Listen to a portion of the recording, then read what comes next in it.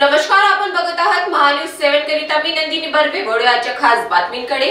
शेवगाव तालुक्याच्या बालम टाकळी येथील श्री भगवान माध्यमिक उच्च माध्यमिक विद्यालयातील विद्यार्थ्यांना कोजागिरी पौर्णिमेनिमित्त डॉक्टर दिलीप दामोदर बागडे, किशोरी दिलीप बागडे भंडारदरा परिवारांकडून स्वर्गीय दामोदर भगवानराव बागडे व राधाताई दामोदर बागडे यांच्या स्मरणार्थ विद्यालयातील विद्यार्थ्यांना शुद्ध पाणी पिण्यासाठी मिळावे यासाठी जल शुद्धीकरण प्रकल्प आरो या 1.5 लाख रुपयाची किमतीचा विद्यालयाला भेट देऊन देण्यात आला. दामू अण्णा बागडे व चंद्रकांत काका पाटील यांनी भगवान विद्यालयाला जागा व गोपीनाथ मुंडे सभागृहाला जागा बागडे कुटुंबियांनी दिली.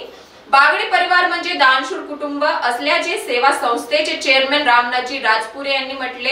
यावेळी प्राचार्य, पर्यवेक्षक आणि डॉक्टर दिलीप बागडे व किशोरी बागडे यांचा सन्मान केला. ग्रामस्थ, शिक्षक, कर्मचारी, विद्यार्थी मोठ्या संख्येने या कार्यक्रमात उपस्थित होते. शेवगाववरून जयप्रकाश बागडे यांची रिपोर्ट, महान्यूज 7 नागपूर. जबाबदारी माझी.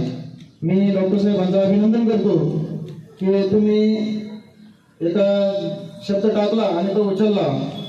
विद्यार्थ्यांचं एक आरोग्याच्या दृष्टिकोनातून हे जे विद्यार्थी आहेत हे विद्यार्थी देशाचे भविष्य आहे आणि तो विद्यार्थी सुदृढ आणि सशक्त बनला पाहिजे. यासाठी त्यांना आरोग्यदायी म्हणून आपल्याला उत्तम आरोग्य पाणी महत्वाचं आहे आणि पाणी, शुद्ध पाणी जर मिळालं तर निश्चितच मुलं आजारी पडणार नाही, ती वेळेवर शाळेत येतील याची दखल तुम्ही घेतली आणि विद्यालयाला भेट दिला. मला सांगायला आनंद वाटतो डॉक्टर साहेब, शेवगाव तालुक्यातलं बालम टाकळी एकमेव गाव आहे की ज्या गावामध्ये आता सध्या हायस्कूल आणि मराठी शाळा या दोन्ही ठिकाणी अगदी चांगल्या क्वालिटीचे ताशी 1000 लिटर फिल्टर क्षमता असलेले फिल्टर आहेत.